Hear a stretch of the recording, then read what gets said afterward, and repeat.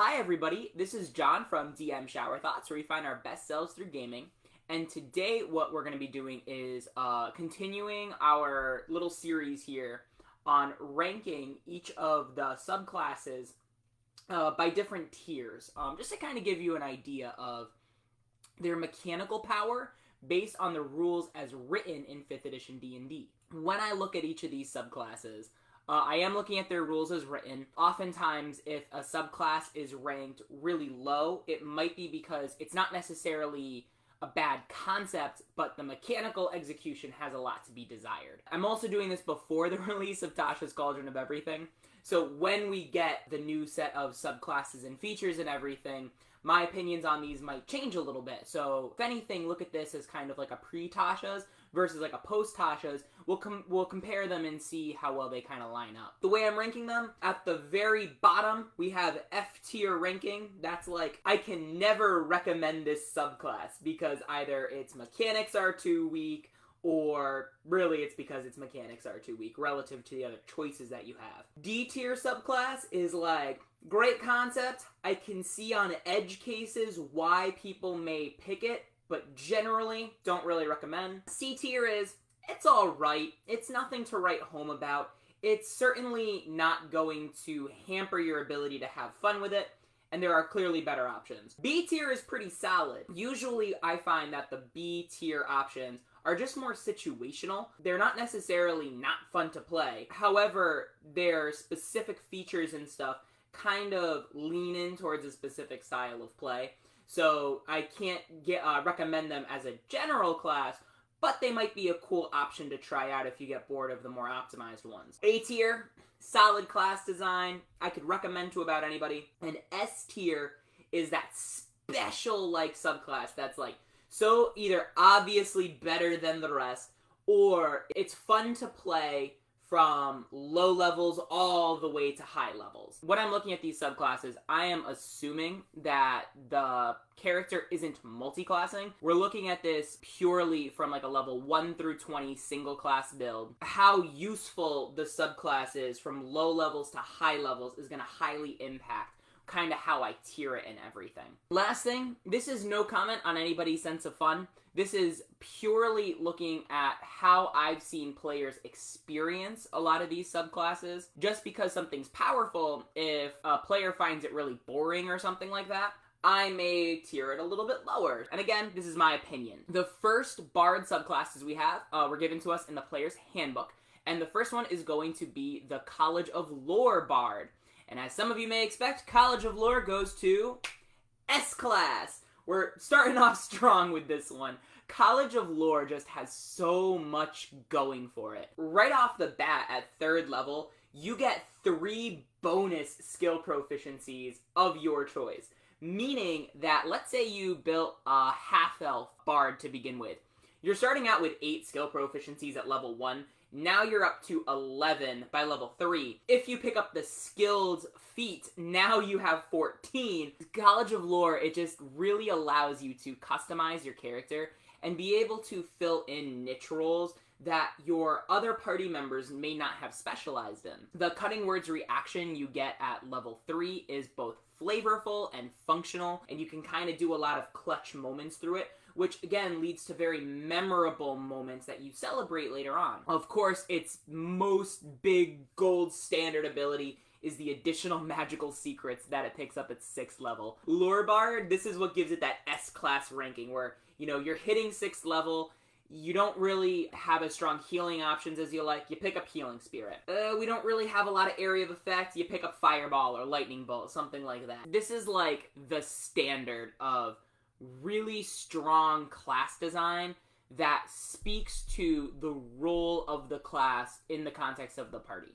The Bard is set up as the jack of all trades in terms of just abstract role. The only criticism I really have for Lore Bard is the fact that it doesn't really, besides cutting words, doesn't speak to the Bard. Usually people think of them as entertainers, musicians, strong socializers. Besides cutting words, Lore Bard doesn't really speak to that. So although it's an incredibly strong mechanical package the flavor of the class isn't really reflected that well. Now, I can't say that same criticism for the Valor Bard. Valor Bard is going to get a solid A tier ranking. It doesn't have additional magical secrets, so it's not going to have the same glowing review as Lore Bard.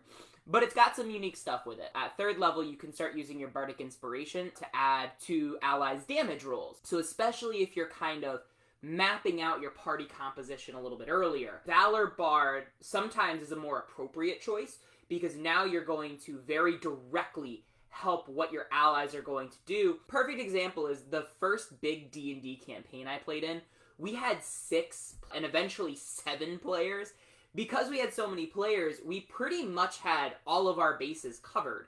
So the Bard ended up being a Valor Bard because that was the most meaningful way that player could contribute. The extra attack is alright. I mean, I don't really think Bards should be getting up close and personal enough to use it anyway. And the bonus action, like cast a big spell, bonus action attack, that's a pretty good feature.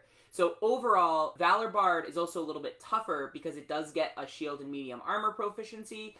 This gets, that's why it gets the A stamp of approval. So now we're moving on to Xanathar's Guide to Everything, the first expansion of different subclasses that we got.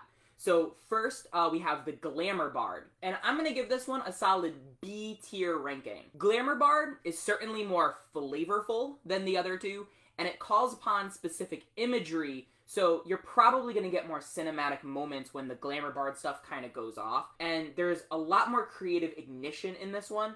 In terms of raw mechanics, not as powerful as Valor or Lore Bard. The enthralling performance is, again, very cool. And depending on the campaign you're running, it might even be more appropriate. If you're running something that's a lot more social interaction, an enthralling performance might give like a really cool moment for your campaign, and it might really cement what the Bard's role is. So this is one where I do think it captures the essence of what a Bard is really designed around conceptually better than Valor or Lore. Its Mantle of Majesty is really awesome, being able to command as a bonus action. And its 14th level ability, if it's just too pretty to be hit, that's like a really neat both mechanical concept to protect your squishy caster and a very flavorful concept in why the enemy unit is unable to swing at them. Overall, even though I like the mechanics, they aren't as powerful as just bonus proficiencies and the additional magical secrets. The next one is going to be the College of Swords Bard. College of Swords is another neat concept. It's like a sword thrower, sword juggler kind of thing. And in fact, it speaks to an archetype that isn't explored yet in 5th edition, but is going to be once Tasha's releases, which is that of like a knife thrower. So because there's this kind of identity dissonance inside of the subclass, I'm going to give this one a C ranking. Given Bard's core focus as a full charisma-based spellcaster, I don't think that this is the best class to put this subclass. I really do think something like College of Swords belongs better in like rogue or fighter. Its features are a little awkward. Its blade flourishes are a neat idea, but it really takes away from the Bard's identity as a support caster. You're using your Bardic Inspiration die pretty much for selfish reasons in a way the Bard isn't designed for. College of Swords is a little squishy for the features that kind of points to what its intended role is, which is kind of like a skirmisher type character. It'd be hard for me to recommend it to someone unless they had a very specific thing in mind, and I might even homebrew it a little that they get to, like, I don't know, add their charisma bonus to their armor class or something like that. Next up is one that's a little contentious, actually, which is the Whispers Bard. Now, I have seen various opinions on the Whisper Bard. This is one that Adamus, like, loves. I think there is a very distinct flavor to the Whispers Bard.